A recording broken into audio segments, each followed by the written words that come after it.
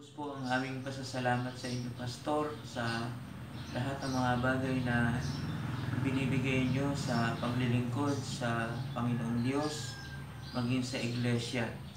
Alam po namin na naroroon ang inyong pagmamalasakit sa lahat.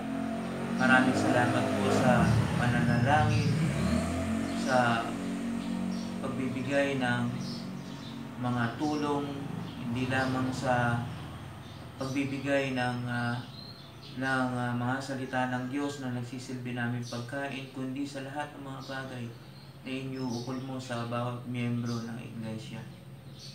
Alam po namin na isang word yung po pwede namin mai-describe na nagpapakilala sa inyong katangian bilang aming pastor, at yan po yung nabanggit ko na pagmamalasakit sa bawat isa, at hindi sa paglilingkod sa anumang bagay, hindi sa pilitan, kundi dahil sa pag-ibig sa Panginoong Diyos at maging sa Iglesia ay ginagawa nyo ang mga bagay na paglilingkod sa bawat isa.